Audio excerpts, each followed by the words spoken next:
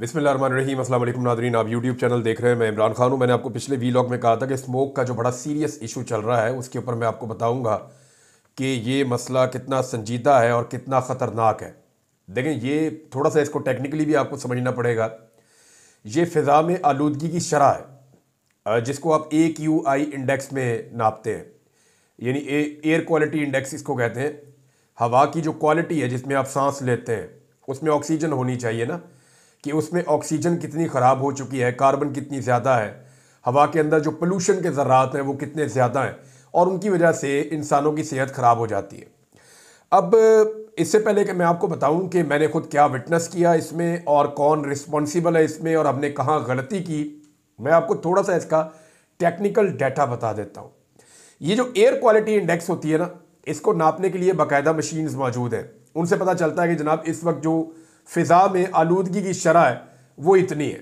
यानी हमारे यहाँ पे पाकिस्तान में हम हर शहर का एयर क्वालिटी इंडेक्स चेक कर लेते हैं और इसके डिफरेंट तरीके हैं इसको चेक करने के, और ये वेरीफाइड डाटा होता है, ये पूरी दुनिया से आता है।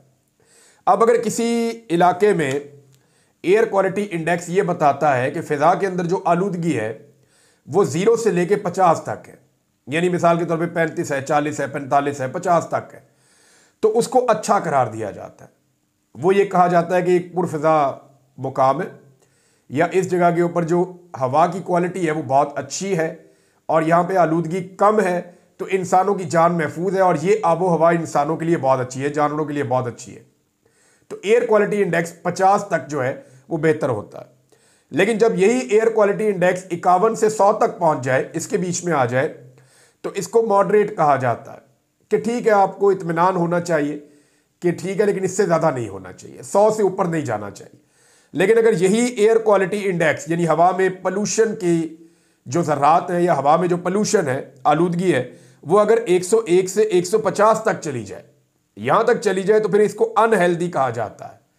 और unhealthy for specially sensitive people, वो लोग जिनको दमे का मर्ज है, या वो बच्चे जिनको खांसी है, या ऐसे लोग जो ज़रा सेंसिटिव हैं, या वो लोग जिनकी कुव्वत मुदाफ़ियत कम है, या वो ऑलरेडी बीमार हैं, या जो बुज़ुर्ग लोग हैं, उनके लिए बड़े सीरियस इश्यूज हो जाते हैं। जब ये 150 तक चला जाए तो उनको फिर एहतियात करनी पड़ती है। और जैसे ही ये 151 से 200 तक पहुंचे, अभी मैं 200 तक पहुंचा हूं, जब ये 151 से 200 तक पहुंचे तो इसको आप एक ख़तरा समझ सकते हैं, इसको अनहेल्दी कहते हैं। ये कहा जाता है कि अब सूरत हाल ख़राब है और ख़तरा शुरू हो चुका है। तो अब ख़तरा है, आम आदमी को भी ख़तरा है, जो बीमार है या सेंसिटिव है या थोड़ा सा जिसके अंदर उतनी कुव्वत मुदाफ़ियत नहीं है, वो ज़्यादा ख़तरे में है, जबकि सेहतमंद लोगों के भी बीमार होने का ख़तरा मौजूद है। अगर एयर क्वालिटी इंडेक्स 201 से 300 के बीच में आ जाए, 201 से 300 में अभी आपको बता रहा हूं, यहां तक आ जाए तो इसको वेरी अनहेल्दी कहा जाता है। यहां पे वार्निंग जारी की जाती है, इमरजेंसी सूरत हाल जो है वो नाफज की जाती है। उस इलाके में रहने वाली जितनी भी आबादी है वो सारी मुतासिर हो जाती है और लोगों में बीमारियां फैलने के खतरात बढ़ जाते हैं अगर ये 300 तक चला जाए। लेकिन अगर ये 300 से क्रॉस कर जाए तो फिर इसको कहा जाता है कि हेल्थ अलर्ट जारी हो चुका है, तमाम के तमाम लोग शदीद खतरे में हैं, तमाम जानदार खतरे में हैं, और जितने भी लोग हैं वो अपने घरों से बाहर ना निकलें, तमाम एक्टिविटीज रोक दी जाए और लॉकडाउन कर दिया जाए। अब इसको जो है वो कहा जाता है इंतहाई खतरनाक सूरत हाल, ये 300 से ऊपर चली जाए तो। अब हमारे ये हो रहा है कि जैसे ही मौसम पाकिस्तान में बदलता है तो पंजाब के अंदर खास तौर पे ये एयर क्वालिटी इंडेक्स 400-500 पे तो नॉर्मल चला जाता है। अब मैं आपको बताने वाला हूं कि मुल्तान में और लाहौर में, इवन चकवाल के इलाके जहां पे कभी भी ये 50, 60, 70 तक नहीं जाता था, इससे ऊपर तो 100 तो क्रॉस ही नहीं करता था। तो आज जब मैंने चेक किया चकवाल का, मैंने चेक किया कलर कहार का और दीगर एरियाज का जो निस्बतन बेहतर थे सॉल्ट रेंज में, वहां पे एयर क्वालिटी इंडेक्स 250 से ज्यादा था, यानी ये इंतहाई खतरनाक सूरत हाल है। जबकि रावलपिंडी वो सैकड़ों में और ऊपर जा रहा है। लेकिन लाहौर और मुल्तान का डाटा हैरान करने वाला है, मुल्तान 1000 को छू गया, ऑलमोस्ट 1000, जबकि लाहौर का एयर क्वालिटी इंडेक्स थोड़ी देर पहले जब मैं ये वीलॉग कर रहा हूं मैंने चेक करवाया था तो 1212 था, 1212। यानी 300 से ऊपर का डाटा नहीं दिया उन्होंने कि 300 से ऊपर होता क्या है, यानी 300 से ऊपर तबाही है। तो हम कुछ 400 पे, 500 पे, 600 पे नहीं रुके, हम पहुंच गए हैं 1212 पे। ये इंतहाई खतरनाक है और ये अब जानलेवा सूरत हो चुकी है। जिन्होंने इसको ठीक करना है वजीर माहौलियात, वो स्विट्जरलैंड में डबल बैग्स के साथ 2 हैंड बैग उठा के, और जो वजीर आला है वो भी स्विट्जरलैंड में, जी गला खराब है। जो चीफ सेक्रेटरी है जिसने यहाँ काम करना था वो भी स्विट्जरलैंड में, जी वजीर आला मेरी उधर है, मैं भी उधर ही जा रहा हूँ। यानी ये सारे उधर पहुंचे हुए हैं और अपनी लाइफ वहां पे इंजॉय कर रहे हैं, अच्छी आबो हवा में सांस ले रहे हैं। लेकिन जो बेचारे आम पाकिस्तानी शहरी हैं, जो बेचारे पंजाब के शहरी हैं, वो इस अफरियत से निमट रहे हैं और लगातार बीमार होकर अस्पतालों में पहुंच रहे हैं। अब मैं आपको यह बताता हूं कि ये हुआ कैसे। देखिए, 2 तरह के फैक्टर्स हैं, एक एक्सटर्नल फैक्टर्स है, एक इंटरनल है। एक्सटर्नल फैक्टर्स के ऊपर हमारा जोर अभी चलता नहीं है। इसके लिए पाकिस्तान में जो पोल्यूशन है उसके लिए खाली पाकिस्तान जिम्मेदार नहीं है, उसके लिए हमारे हमसाया ममालिक भी जिम्मेदार है। कुछ जिम्मेदारी जो है वो इंडिया पे भी आती है जब पंजाब के अंदर पोल्यूशन होती है तो, लेकिन उसकी एक बड़ी जिम्मेदारी हमारी अपनी भी है। अगर आप लाहौर के आसपास सफर करें तो आपको जगह जगह बेशुमार ईंटों के भट्टे मिलते हैं। ये ज्यादातर सियासतदानों के या उनके चेले चमाटों के हैं। और अगर आप देखें तो लाहौर की सराउंडिंग में आपको बहुत सारी ऐसी चिमनियां नजर आती हैं या ऐसी फैक्ट्रियां नजर आती हैं या छोटी छोटी स्टील मिल्स लगी हुई है जिनके अंदर से बड़ा खतरनाक धुआं सुबह सुबह बहुत बड़ी मिकदार में छोड़ा जाता है। और ये लगातार यही हो रहा है लाहौर के साथ, गुज़िश्ता कई दहाइयों से हो रहा है। तो ये बढ़ते बढ़ते काम यहां तक बढ़ गया है कि अब लाहौर रहने के काबिल नहीं रहा। मैं आपको यह बताता हूं कि जो लाहौर पहले बच जाता था वो क्यों बचता था, इसलिए कि यहां पे रावी बहता था, रावी के दोनों तरफ जंगल होता था। लाहौर शहर के बाहर तमाम तरफ जितनी भी एरियाज हैं वहां पे फसलें लगती थी, वहां पे जंगलात होते थे, वहां पे बहुत सारे पौधे होते थे। इस हरियाली की वजह से लाहौर में पोल्यूशन कंट्रोल में रहती थी। लेकिन हुआ क्या कि लाहौर में बड़ी तेजी से, मुल्तान में भी बहुत तेजी से रेजिडेंशियल सोसाइटियां बनाई गई हैं, बहुत सारी सोसाइटियां बनाई गई हैं, धड़ाधड़ बनाई गई हैं। लाहौर के अंदर भी बेशुमार इलाके खाली पड़े हैं।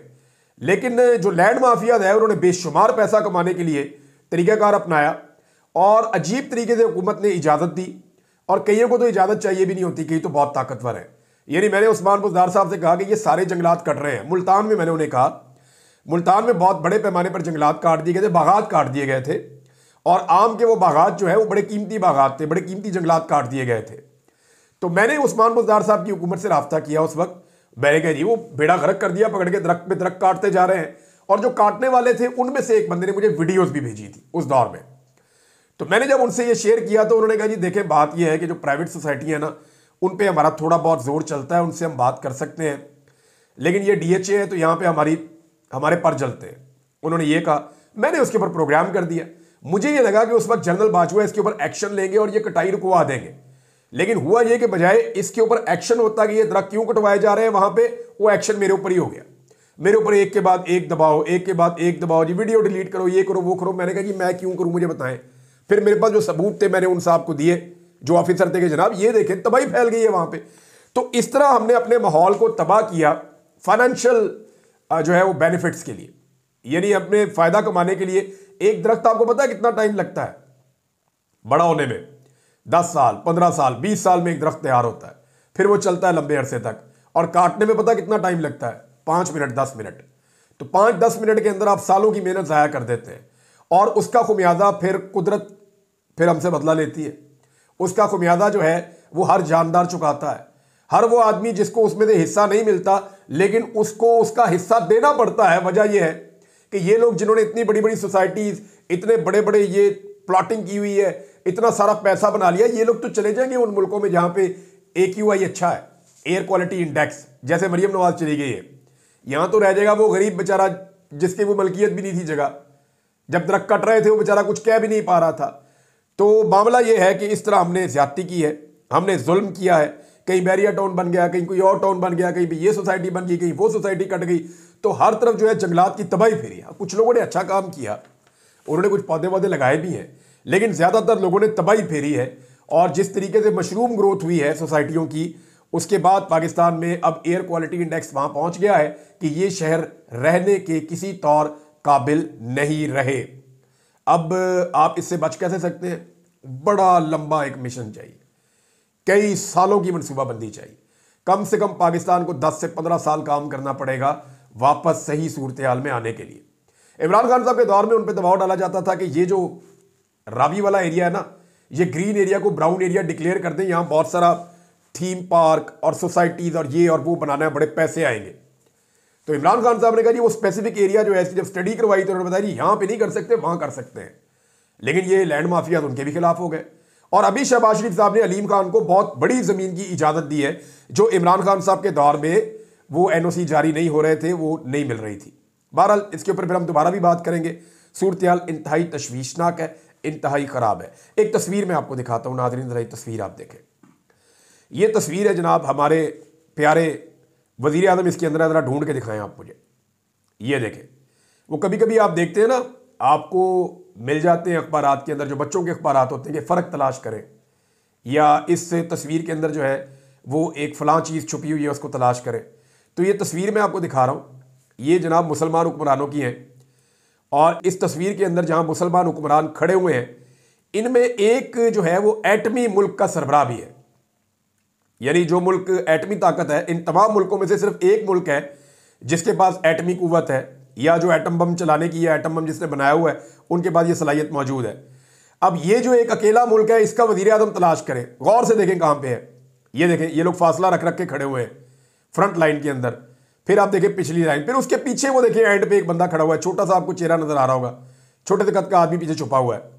तो ये जनाब हमारे मुमलिकत खुदादाद इस्लामिक रिपब्लिक ऑफ पाकिस्तान, उनके जनाब ये वज़ीर आज़म है शहबाज शरीफ साहब, एटमी कुव्वत के, और ये पीछे छुप कर खड़े हुए हैं। तो बैगर्स आर नॉट चूजर्स, यानी अगर आप फ़कीर हैं तो फिर आपकी कोई चॉइस नहीं होती, आपको जगह जहाँ दे दी जाए आप वहाँ खामोशी से खड़े हो जाते हैं। लेकिन इमरान खान साहब के दौर के अंदर कुछ इज़्ज़त पाकिस्तान को मिल रही थी, लेकिन अब वो इज़्ज़त भी उस तरह से नहीं मिल रही। बहरहाल ये हर एक इवेंट में जा क्यों रहे हैं, एक्चुअली ये करीब रहना चाहते हैं अरब हुक्मरानों के इस वक्त ज़्यादा से ज़्यादा, ताकि जितने पैसे ये समेट सके। और अमेरिका की नई जो एस्टेब्लिशमेंट आने वाली है, या अमेरिका की एक नई इंतज़ामिया आ रही है, ट्रंप इंतज़ामिया, उसके साथ जितनी जल्दी हो ताल्लुकात को नॉर्मलाइज करने की कोशिश करें। पाकिस्तान के रवायती मीडिया ने भी बता दिया है कि वाकई में शहबाज शरीफ की हुकूमत इस वक्त पूरा जोर लगा रही है, दिन रात कोशिश कर रही है और सर तोड़ कोशिश कर रही है कि किसी तरह डोनाल्ड ट्रंप इनकी तरफ देख ले और इनकी बात सुन ले, या इनकी टेलीफोन कॉल उठा ले। मुमकिन है कि वो उठा ले फ़ोन, मुमकिन है कि वो इनके साथ बात कर ले, लेकिन क्या वो अपना मौक़िफ़ बदल देगा इमरान खान के मामले पर, बड़ा सवाल ये है। और इनके पास अब कोई ऑप्शन बाकी बचा नहीं है कि किसी तरह जो अमेरिका की आने वाली क़यादत है उसको भी जो बाइडन की तरह राम कर लिया जाए, लेकिन फ़िलहाल तो ऐसा दिखाई नहीं दे रहा। इसमें नाज़रीन एक खबर और है, शानदाना गुलजार साहिबा ने एक दावा किया था कि एक नौजवान जिसने एहतजाज किया काजी फ़ायद ईसा के ख़िलाफ़, उस नौजवान के वालिद को पकड़ा गया, फिर उसको ड्रिल मशीन से उसको टॉर्चर किया गया, और उसके बाद उसने जो है वो माफ़ीनामा लिखा और माफ़ी मांगी। लेकिन अभी एक नौजवान है, उनका स्टेटमेंट सामने आया, मैं आपको पढ़ के सुना देता हूँ। और ये जो स्टेटमेंट आया है, इसको पढ़ने के बाद तो बहुत तकलीफ़ हो रही है कि क्या ये निज़ाम इस हद तक भी जा सकता है काजी फ़ायद ईसा के लिए। काजी फ़ायद ईसा जिनके लिए आइन में तरमीम करने की बहुत कोशिश की गई, काजी फ़ायद ईसा जिनके लिए हर रास्ता खोला गया, काजी फ़ायद ईसा जिनको इस निज़ाम ने इतनी सहूलत दी कि उसकी माजी में कोई मिसाल नहीं मिलती, और वही काजी फ़ायद ईसा जिन्होंने इस पूरे निज़ाम को यानी यरगमाल बनाया, और वही काजी फ़ायद ईसा जिनकी वजह से जुल्म और फस्तायत का बाजार पाकिस्तान में गर्म हुआ और उन्होंने इंसानी हकूक़ की खिलाफ वर्जियों पर कोई नोटिस नहीं लिया। आज एक तो जब वो चीफ जस्टिस थे तब इंसानी हकूक़ की खिलाफ वर्जियाँ हो रही थी, उन्होंने कभी नोटिस नहीं लिया, लेकिन आज वो चीफ जस्टिस नहीं है तो भी उसकी वजह से इंसानी हकूक़ की खिलाफ वर्जियाँ हो रही हैं। मिसाल के तौर पर नुमान इकबाल ये बताते हैं कि मेरे खिलाफ फाइल पर साइन करने का कहा गया, मेरे वालिद ने इनकार किया, तो मेरे छोटे भाई की टी शर्ट उतार कर वालिद को कहा साइन करते हो या फिर इसकी पैंट भी उतारें। बहनोई और कज़न पर भी टॉर्चर किया गया। काजी फ़ायद ईसा के खिलाफ एहतजाज करने वाले नुमान इकबाल का इंकशाफ। अब आप अंदाज़ा करें कि क्या रियासत इस किस्म के हथकंडे अपनाएगी। जिन लोगों ने जिस मुल्क में एहतजाज किया वहाँ तो FIR भी नहीं हुई, वहाँ पे तो वो कोई जुर्म है ही नहीं। ये काजी की तरफ देखना भी जुर्म है, काजी के बारे में बात करना भी जुर्म है। यानी काजी जो मर्जी करे कोई प्रॉब्लम नहीं है, लेकिन जब काजी से कोई सवाल करे या कोई एहतजाज करे तो क्या वो जुर्म है। असल में प्रॉब्लम ये नहीं है। प्रॉब्लम ये है कि ये जितने लोग आज इक़्तिदार में बैठे हुए हैं ना, ये ओवरसीज़ पाकिस्तानियों को निशाने इबरत क्यों बनाते हैं? ये इसलिए बनाते हैं कि इन्हें पता है कल इन्होंने इक़्तिदार में नहीं रहना, और इन्हें यह भी पता है कि अगर आज ओवरसीज़ पाकिस्तानियों को ना रोका तो कल जब हम इक़्तिदार में नहीं रहेंगे तो हमारे साथ भी यही सलूक होगा जब हम उन मुल्कों में जाएंगे जहां पे ये ओवरसीज़ मौजूद है। लिहाजा ये उनको निशाने इबरत इसलिए बना रहे हैं ताकि आइंदा के लिए अपने लिए हालात को साजगार करें, लेकिन मुझे नहीं लगता अब सूरत हाल बदलेगी। शेर अफजल मरवत ने एक स्टेटमेंट दिया है नाज़रीन, उस स्टेटमेंट में आपको ज़रूर पढ़ के सुनाना चाहूँगा। पहले आप वो स्टेटमेंट सुन लीजिए, फिर उसके ऊपर मेरी एक छोटी सी ओपिनियन है, वो मैं आपके सामने रख देता हूँ। शेर अफजल मरवत का कहना है कि हमें जो सज़ा मिली है डिजिटल मीडिया पर बैठे हुए लोगों की ज़्यादतियों की वजह से मिली है। ये मुल्क और पीटीआई दुश्मनी है, ये मुल्क से और पीटीआई से दुश्मनी है। हमने उनको इख्तियार नहीं दिया कि ये इदारों को गालियां दें। जर्नैलों की किरदार कुशी की वजह से इद्दत केस बनाया गया। शेर अफजल मरवत।